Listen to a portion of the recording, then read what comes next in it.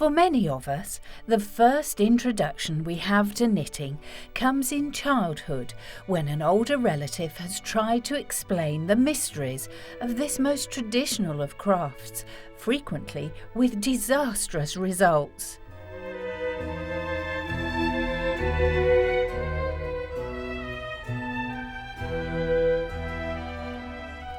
If, when you think of knitting, an unravelled mess of dropped stitches springs to mind, then this programme will definitely set you straight, because knitting truly is becoming an art form for the 21st century and beyond.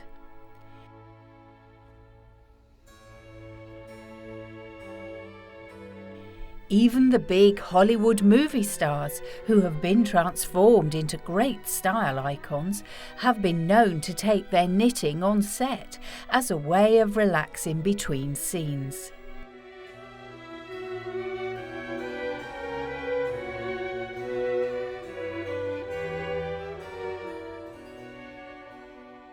So prepare to put all your preconceptions on hold while we celebrate the art of knitting, and we'll guarantee you'll be amazed at what can be achieved with a pair of knitting needles and a ball of yarn in a very short space of time.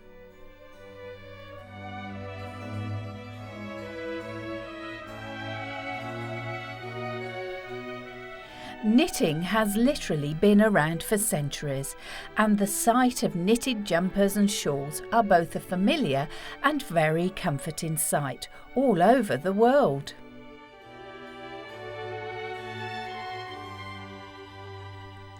Although it's impossible to pinpoint the exact date of when the first stitches were cast on, there are many examples of ancient knitting, as it would appear that almost every civilization had its own form of the craft. Over the years, knitting has grown in popularity, progressing from humble origins as a basic means of clothing production to a treasured pastime that has been handed down through the generations. And what's even better news is the fact that learning to knit costs very little money and can be carried with you wherever you go. A person who knits will never find themselves at a loose end, if you'll pardon the pun, because they'll always have a knitting project of some description on the go, and usually be carrying it with them.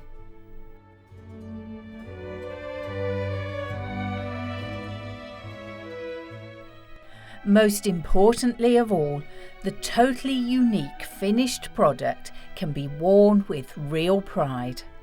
There's a wonderful sense of satisfaction to be had from making your own clothing, and you can also save a great deal of money, as professionally knitted garments will invariably be very expensive indeed. And of course, when you've completed your own wardrobe, don't forget that such beautifully handmade items will also make wonderful gifts. Christmas just wouldn't be Christmas without a knitted woolly jumper, and at this most hectic time of the year, you might be interested to know that it's a proven fact that knitting can lower stress levels, so learning how to knit is not only extremely satisfying, but also very useful as well.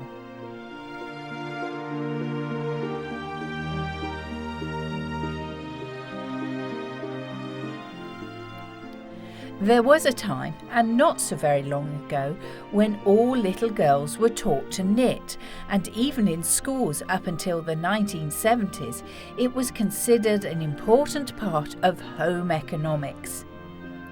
As needlecraft, woodwork and cookery transformed into textiles, resistant materials and food technology, knitting was lost in the mist of time, along with skills like preparing a proper meal from scratch.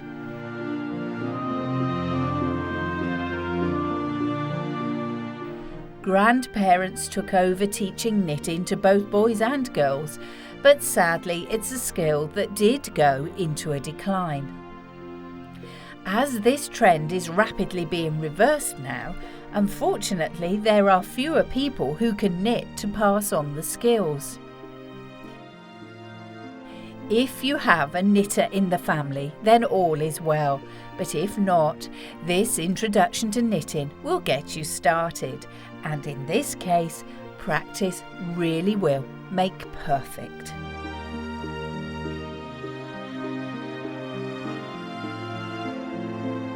We'll now take a look at how to cast on and off, see how to complete a basic line of stitching, and move on to some really attractive but straightforward styles of knitting.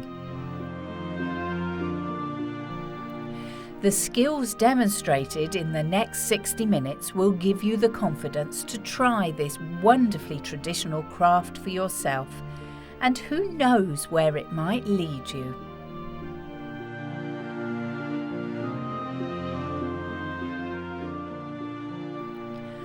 One of the big pluses of knitting is the minimal amount of equipment you need to set you on your way.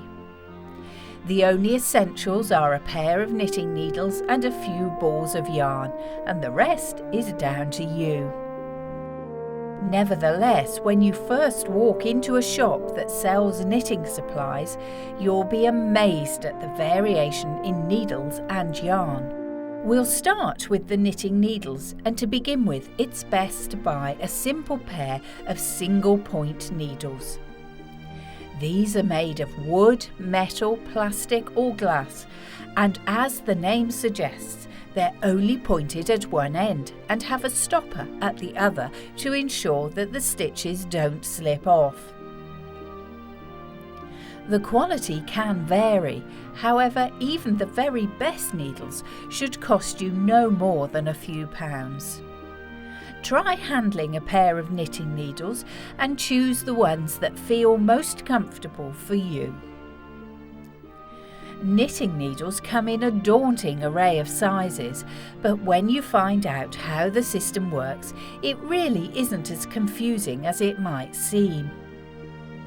When you follow a pattern, in most cases it will give you a needle size to use, but the most common sizes vary from 2mm, known as a size 14, up to about 10mm, which is a size 000 needle. When you're getting started, it's best to use a 6.5mm size 3 needle, which will give you a nice large stitch and make it easy for you to see what you're doing. The different sized needles are used to control the tension of the knitting, referring to the number of stitches per inch, these days in metric about a 3cm area. For example, the bigger sized 000 needles may produce only 4 lines of stitching, while size 14 needles might make 12. What this means in the most basic terms is that using bigger needles will make your knitting grow more quickly, but the stitches will be much looser, which is fine for lacy decorative effects. However, if you want a warmer garment with a close-knit finish, you'll need to go at a steadier rate with smaller needles.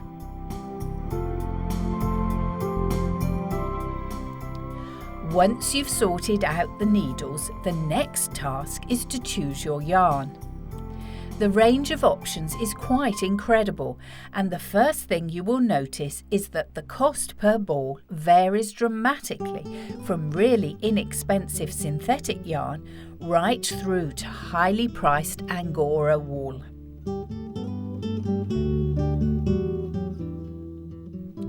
To begin with, it's best to use the yarn suggested by your pattern, and on every label you'll usually find the range of needle sizes the yarn is suitable for. Here's a really important point to remember when selecting yarn. As an example, you might be knitting a jumper which requires 9 balls of crimson red wool, and you need to buy them all at the same time. You need to make sure each ball comes from the same dye lot, otherwise your finished garment will vary very slightly in colour throughout.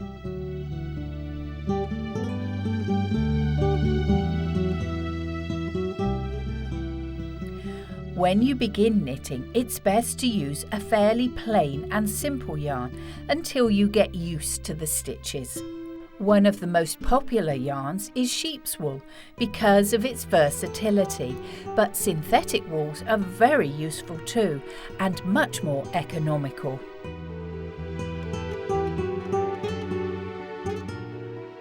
Watch out for textured yarns or fancy metallic finishes. They're wonderful but can be difficult to handle when you're getting started.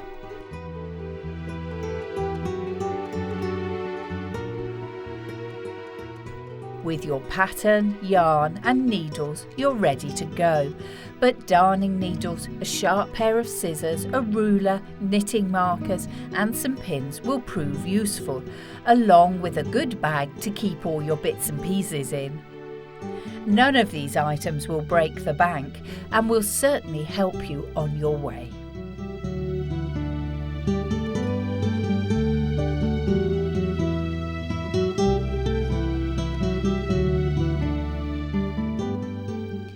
So now we've gathered all our knitting kit together, we can get ready for casting on, which when you know how it's done is very easy indeed.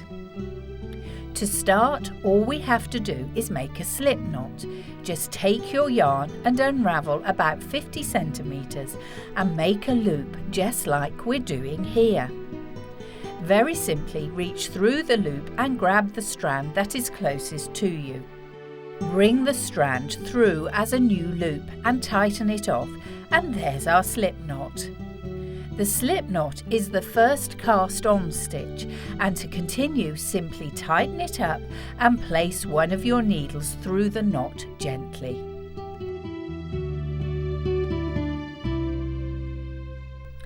Now we're ready to continue the rest of the casting on process, which is basically carrying on in the same vein to create as many stitches as required.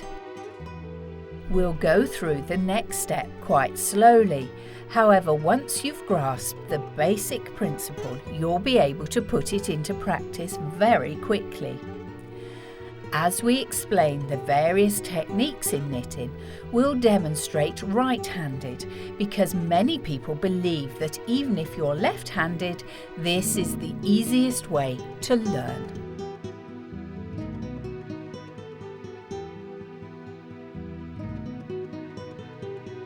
Nevertheless, this is purely a matter of preference. So if you'd rather knit with the left as the dominant hand, then simply adjust accordingly.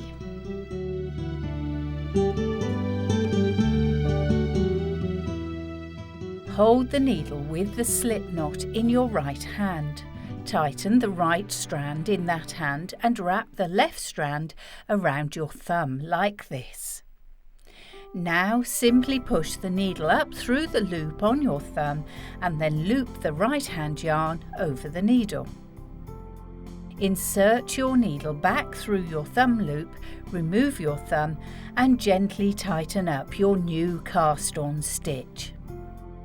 Now all you have to do is keep repeating the process until you have the desired number of stitches. And as we're just practicing, about 20 stitches will be a good number to begin with.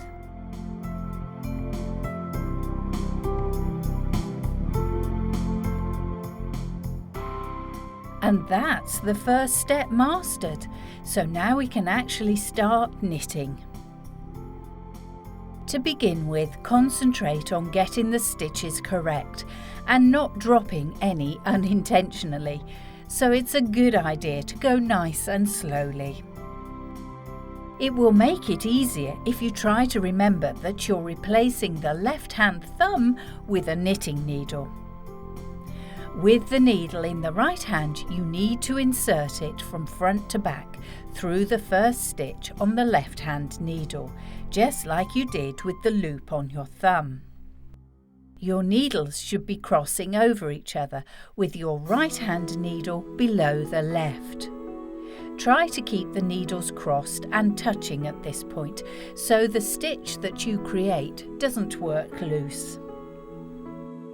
Loop the yarn around the right hand needle exactly like you did while casting on. Now insert the right hand needle back through the loop on the left hand needle.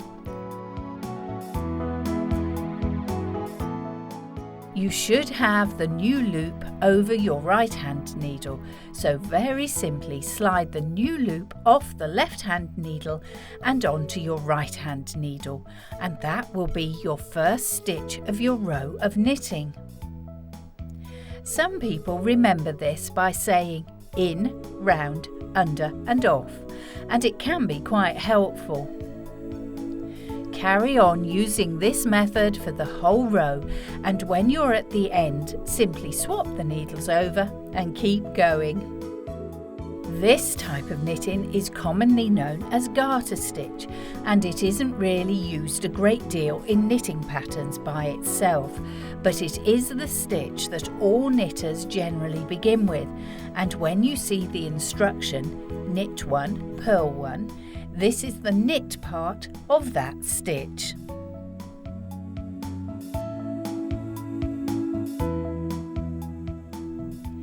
After you've become confident producing rows of this knit stitch, it's time to turn our attention to its partner, the purl stitch. Before you start, it helps to mention that purl is the reverse of the knit stitch. Again, start with the stitches in your left hand and make sure that the yarn thread is now falling to the front. Insert the right needle from the back to the front of the first stitch to create an X. Keep the needles steady again so the knot stays nice and tight, and just like the knit stitch, we have to wrap the loose yarn around the right hand needle. The next stage is just the reverse of the hooking stage of the knit stitch, as you take the right hand needle back through the loop on the left needle. Now gently slide the stitch off, and that's all there is to it. You've just completed a purl stitch.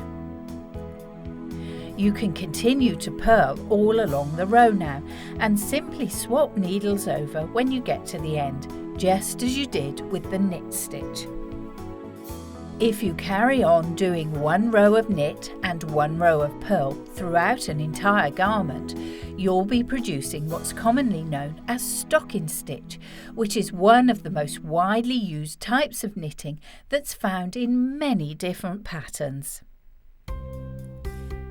If you were to ask an experienced knitter which stitches a beginner ought to learn first, they would probably tell you that there are only 3 ways to work yarn, basically the knit, purl and slip stitch. Here we really have left the best till last, as the slip stitch is the simplest of all to knit, as all you need to do is pass the stitch from the left hand needle to the right without working it at all. It may be very simple, however it's used in all sorts of different stitching techniques to create varying effects. Also, slip stitches are frequently used in clothing patterns to help ensure your piece of knitting has nice, neat edges. On your practice sample, slip all your stitches from one needle to the other, just to be sure that you can do it without dropping them. It's extremely simple and takes very little effort, but it's just one of those essential stitches to know so that you can move on to more interesting knitting patterns rather than sticking to simpler ones. Slipping stitches is very handy if you want to store some unfinished knitting for any period of time, and here we're actually using a stitch holder rather than a knitting needle to do this, so that none of the rows of knitting unravel when it's put away.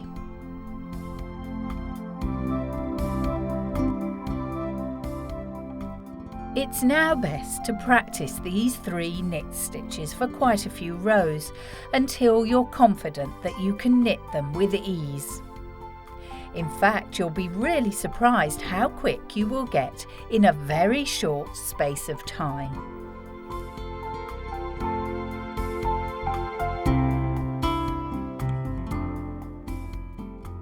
However, before we move on to the next stage and some more interesting stitches, there is still a basic skill that we need to learn, which is to cast off. If you don't get this right, unfortunately all your knitting will unravel when you take it off the needles, so watch carefully.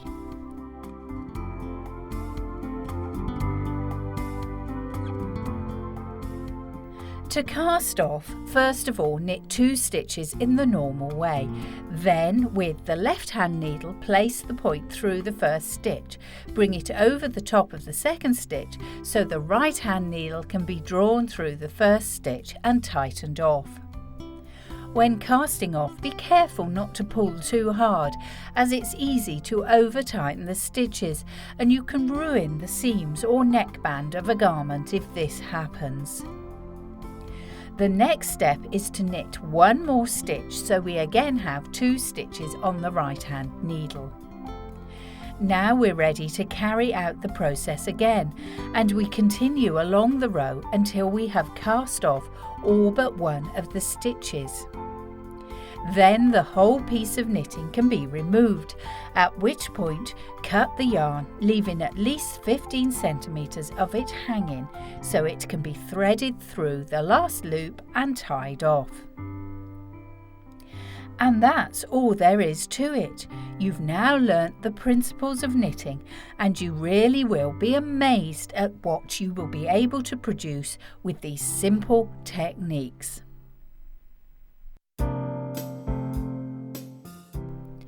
Now, when you start knitting, you do tend to think in terms of 2 needles, and suggesting 4 would sound horrendously complicated.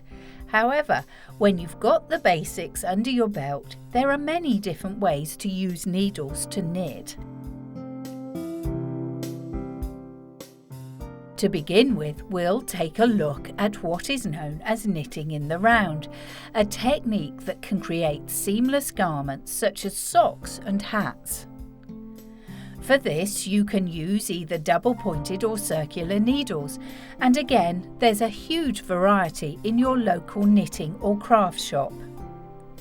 At first sight, it does look very advanced, however, it's not that much different to knitting with 2 needles. We're going to use a set of 4 needles to show you how easily we can create a seamless piece of knitting.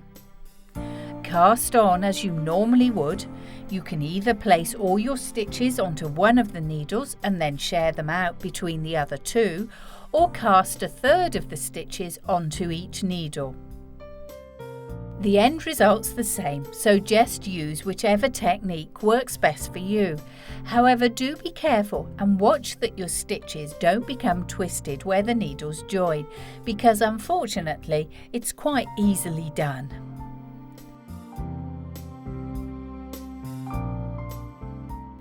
Once you've got the desired number of stitches, use your 4th needle as you would your free needle when you normally knit.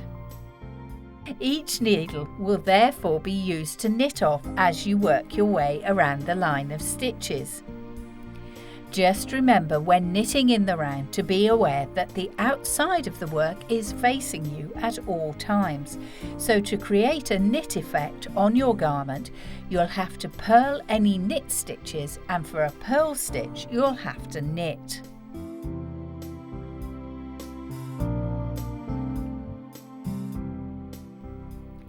Most patterns for knitting in the round will explain this, and you'll soon get the hang of it.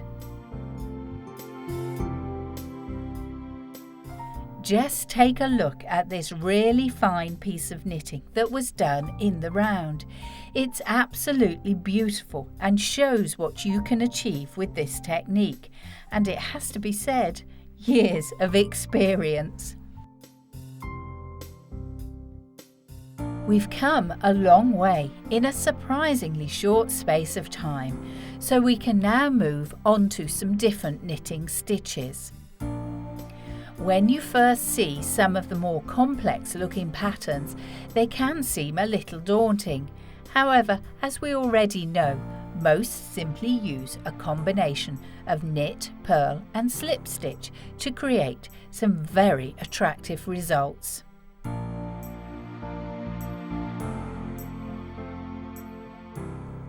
First up, think back to stocking stitch with alternating rows of knit and purl, which may look delightful but does have a tendency to curl at the edges.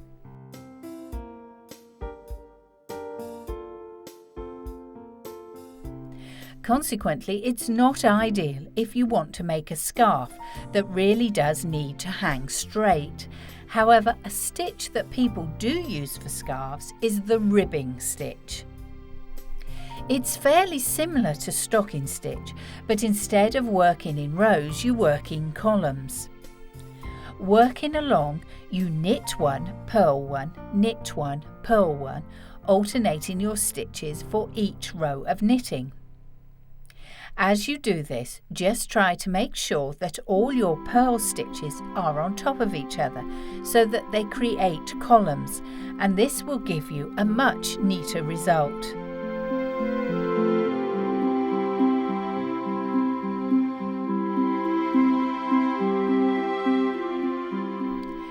Many people use ribbing stitch when they want their garments to have a certain amount of elasticity to them, so it's knitted into cuffs and children's clothing.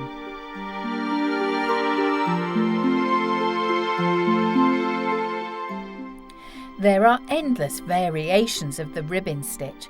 For example, you may want to work in clumps of 3 or 5.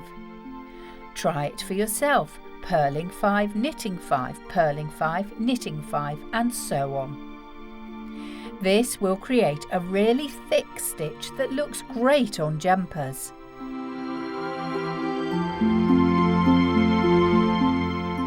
You can even mix up the purls and knit stitches to create all sorts of effects, from diamonds and circles to stars and waves. So be as creative as you like and see what kinds of patterns you can come up with.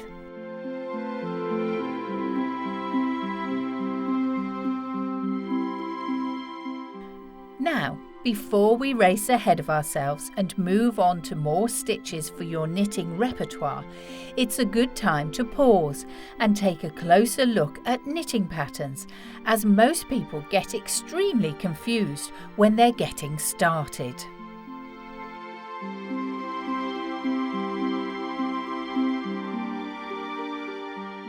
Knitting patterns have to be followed when making anything more complicated than a scarf, but as you can see for yourself, they do at first glance resemble some sort of elaborate mathematical formula. But don't be put off by the jumbled mess of numbers and letters, for just like maths, it's very easy to follow when you know a few basic rules.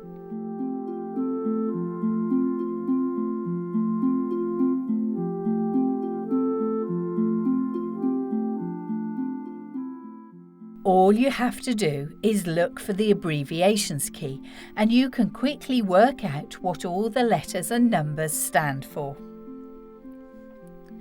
We can see that K stands for knit and P stands for purl, so when we look at a pattern that says K1, P1 from start to end, it simply means we have to knit one and purl one all along the row of stitches.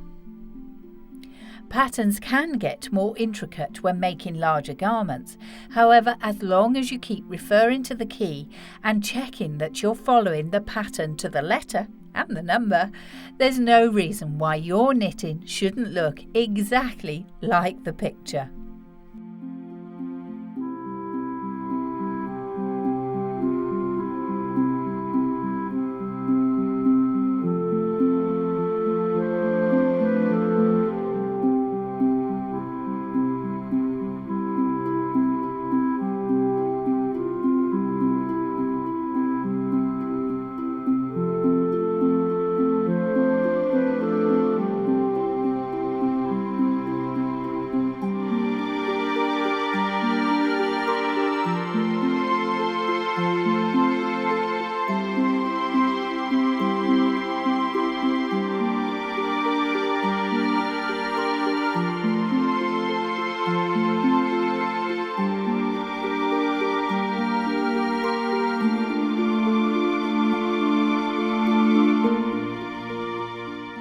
The terms DEC and INC often crop up in patterns and are simply abbreviations for decreasing or increasing the number of stitches, which is essential when you need to change the shape of the item that you're knitting. It's no good making a hat if you can't make it taper up towards the top, or a sleeve that needs to get smaller at the cuff. Firstly, we'll look at the process of decreasing, or in simpler language, taking stitches away from your row.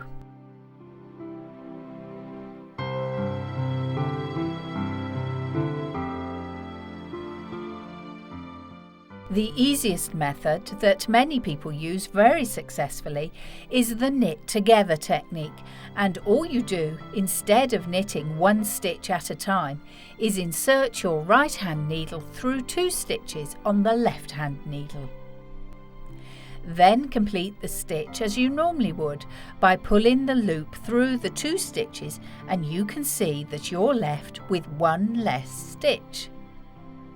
You can even do this with 3 stitches, and you can also purl 2 or 3 stitches together in exactly the same way.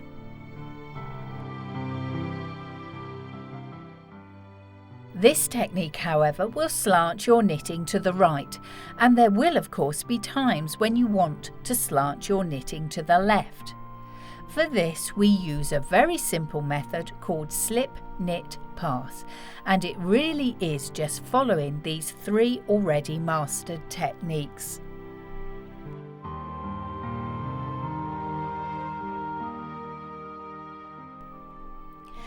As you can see demonstrated here, slip a stitch over, knit the next one as you normally would, and then pass the slip stitch over the knit stitch just as you would if you were casting off. In a few seconds, you'll have mastered a very simple and effective decrease to the left.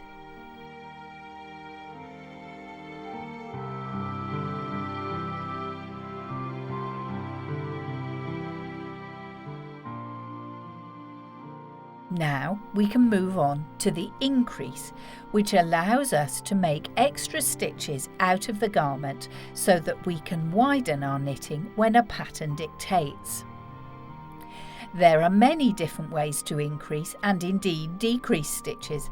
However, as we're trying to keep things at a good basic level, we'll look at one of the simplest ways. A great technique is the bar method, which is created by simply knitting twice into a stitch. As you can see, all that we do is knit the stitch as normal, and then instead of transferring the stitch over, we twist the needle around the yarn and insert into the back of the same stitch and make another knit stitch. When we transfer the stitch over, there will be 2 stitches rather than 1 coming from the same loop. There are more invisible ways of making extra stitches, as the bar method may leave a very small hole. However, it's perfectly acceptable when you're learning to knit and want to quickly increase your stitches.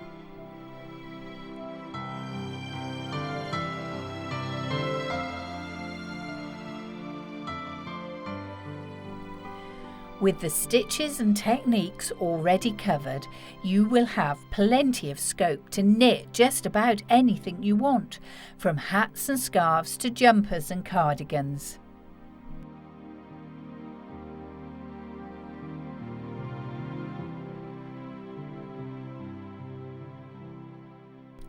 There will of course quickly come a time, however, when you want to start making even more complex designs, full of different embellishments and intricate needlework.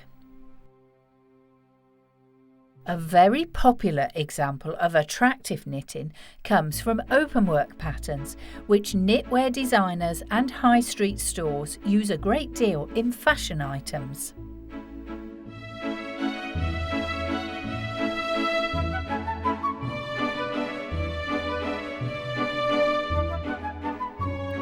When you have a look in a pattern book, you'll often see the abbreviation YON, which stands for yarn over needle.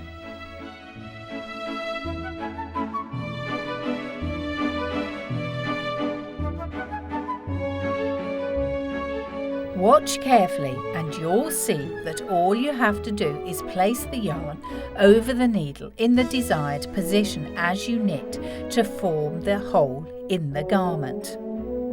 Whenever you do this, however, you must remember to decrease the number of stitches by 1 so that at the end of the row you have the same number of stitches as you cast on.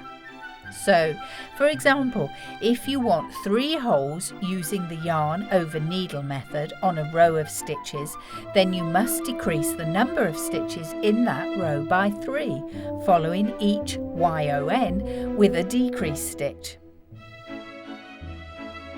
When you've learnt the yarn over needle method, it's possible to create all manner of different patterns. Some are simple to produce while others are a little more complex.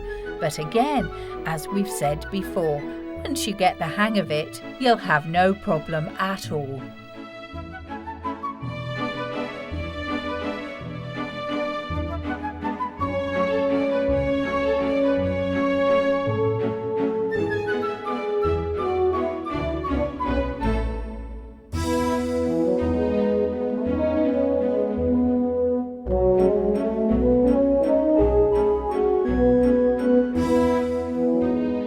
In knitting, practice really does make perfect, and the one thing knitting will very quickly give you is the taste for a challenge. Now, nobody's suggesting that you start off with the following ideas, but it will give you something to think about, and you'll know when you're ready to move on. To begin with, we'll take a look at cable stitch, which is used to create the wonderful rope-like patterns that adorn traditional woolen jumpers. These old-styled patterns are starting to make a comeback and really help to give added interest to any garment that you produce.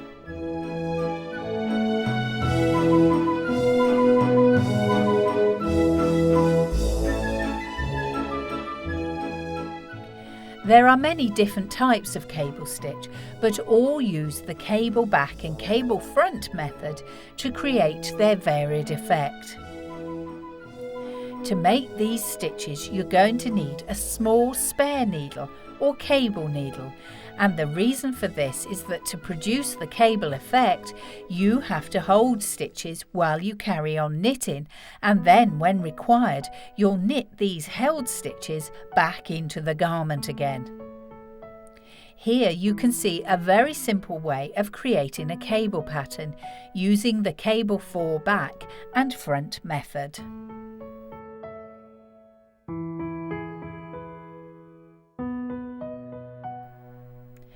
First of all, knit along the row until you get to the desired position.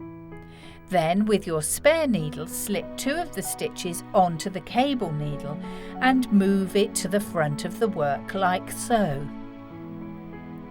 Carry on knitting 2 more stitches in the normal way and then knit across the 2 stitches that you were holding to the back. This will then produce a crisscross looking design as 2 stitches cross over the other 2.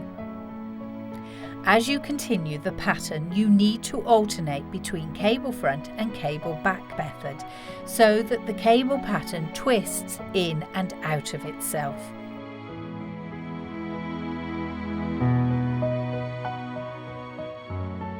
Therefore, with the next row of stitches continuing the cable, you will find yourself holding the stitches to the back of your garment. Carry on alternating this technique, and as you see here, you'll quickly and effortlessly create a wonderful cable pattern that you could use for many garments.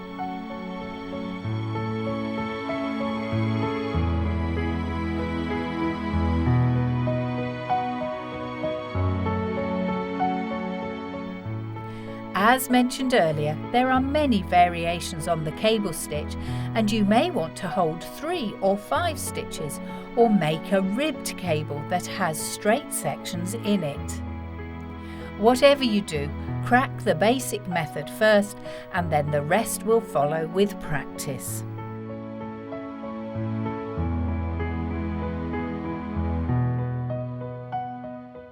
Another form of patterning that looks great on your knitting is a raised stitch design, and you can create bobbles and all sorts of other trimmings that rise out of the knitting surface with this technique.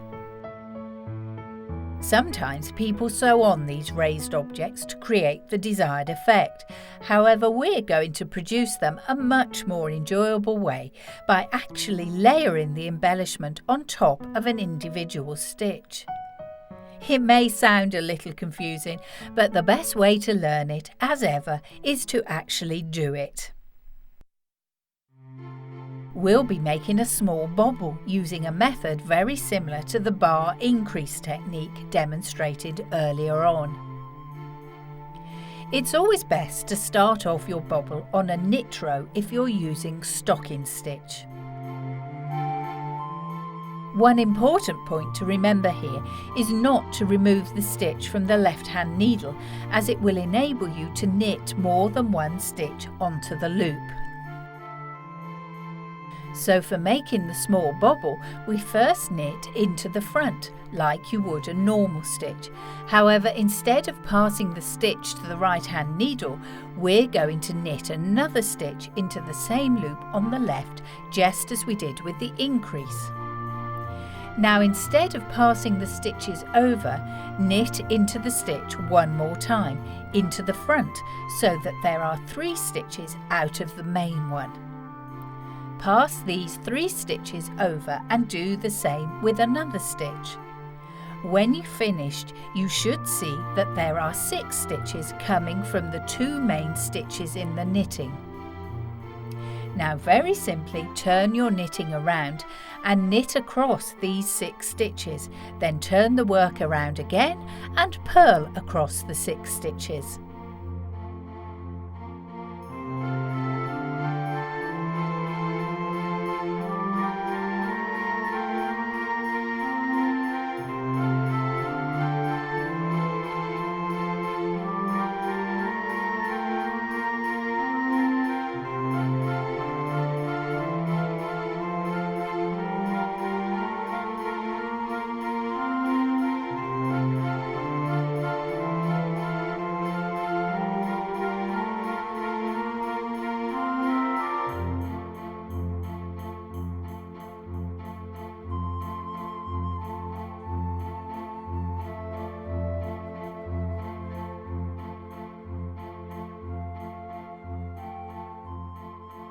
Carry on until you have 6 rows of stitches along and up, and you'll have created a 6 by 6 knitted embellishment on the 2 original stitches.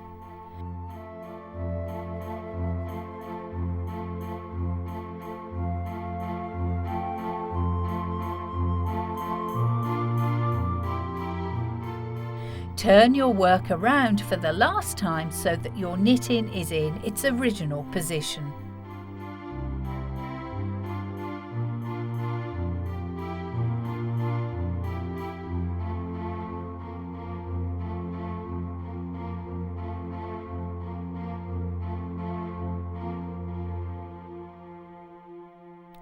All there is left to do now is to knit the bobble back into line with the rest of the garment. You can do this by using a method very similar to that of casting off. The 6 stitches should be on the left-hand needle, and with the right-hand needle insert into the second stitch. Once you have done this, pass it over the first stitch and the point of the left-hand needle so it hooks onto the yarn. There should now be 5 stitches of the bobble. With the right hand needle, insert it into the second stitch and once again draw the needle over the first stitch. Carry this on until the bobble is held by only 1 stitch. Simply knit the stitch over the right hand needle and continue to knit the rest of the row, and you've just created a bobble. Using this technique, you can create smaller or larger bobbles because all you have to do is knit less or more onto the stitches that the bobble is fixed to.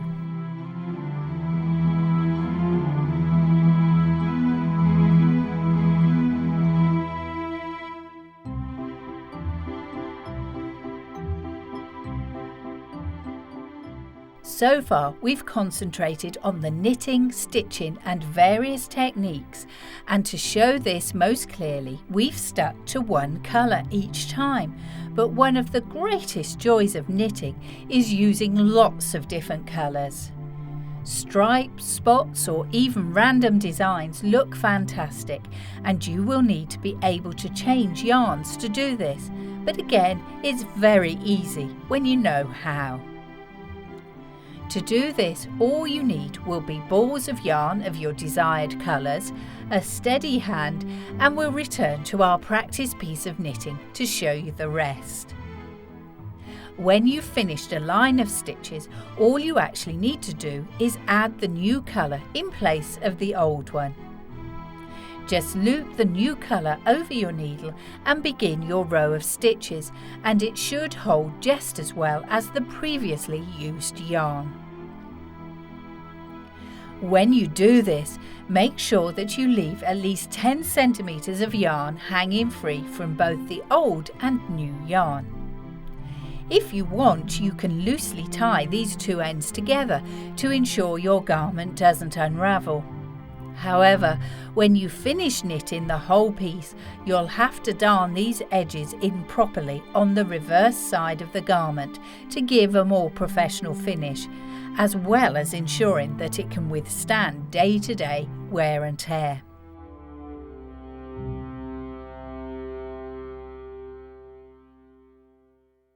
The technique of polka dots or any colour that doesn't start at the beginning of a row is much the same, and people make all manner of complicated looking designs with this method. Just make sure again that you leave enough of the yarn hanging loose so that it can be darned and secured when finishing. If you're knitting a patterned pair of gloves that seem to alternate colours on every other stitch, then if you have to keep cutting and darning the loose yarn, it really will take a very long time to finish off. Don't worry though, it's possible to simply keep the yarn attached if you're constantly changing, as long as you don't carry the yarn for more than 5 stitches horizontally or vertically. If you do, then the back will start to look very messy and you'll be in danger of getting all the bits tangled.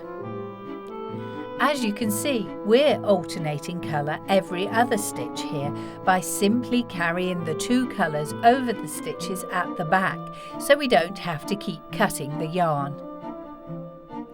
Knitting in colour is much simpler than it might at first seem if you remember not to get the yarns tangled, and always make sure you have enough free hanging yarn to darn it in safely when you're finishing off.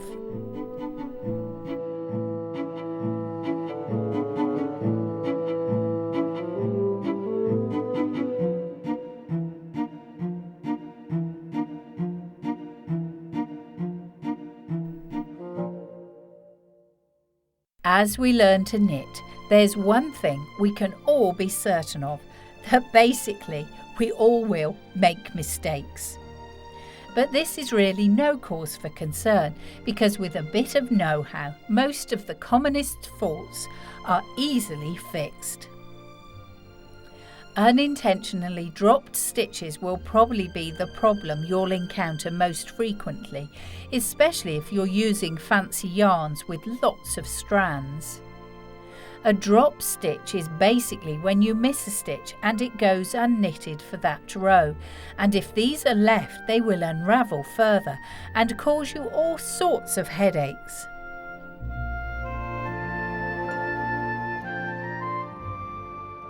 Some people unravel the rows of knitting until they reach the drop stitch, which is fine if you're only a few stitches on. However, if you've knitted 10 rows, you don't really want to have to unravel that much. All you actually need to do is use a crochet hook, as they're great for fixing problems in your knitting. Simply knit along the row of stitches until you're directly above the drop stitch. You should be able to see the little loop and the horizontal ladder of yarn that's above it. Now place the hook through the loop at the bottom and pull the horizontal cord that is directly above it through the loop so you create a new loop. Then do the same with the yarn above the new loop. Keep hooking the loops until you reach the top, and when you do, simply slip the loop over the left-hand needle and you have quickly and seamlessly fixed the problem. Just remember to use the hook from front to back if you're working a knit stitch and back to front if it's a purl stitch. Not everyone who knits does so by hand, as for some people these faults are all too annoying, and the alternative of machine knitting can offer a more reliable way of enjoying this much loved craft. It may not be as relaxing as knitting with 2 needles and a ball of yarn. However, if you want to produce high quality garments in a fraction of the time, then there really can be no comparison. An English reverend, who apparently was so annoyed by the constant clatter of his wife's knitting needles, wanted to make something that would bring him some peace, so he created the first knitting machine, quite incredibly, during the reign of Elizabeth I in 1589. At one stage, knitting machines became even more popular than weaving machines because they were almost 20 times faster. The knitting machine was also responsible for bringing more men into the industry, and some knitting machines are able to perform more than 4 million stitches each and every second. Now, the machine that we have here may not be quite as impressive as that. Nevertheless, it's still much speedier than hand knitting. There is a school of thought that believes these machines take much of the enjoyment out of the craft, but the old expression horses for courses certainly comes into play. As a knitter, you can choose whichever method suits you best, with machines proving no threat to the age-old tradition of a handicraft. And often a person who enjoys knitting uses both techniques depending upon what they want to create.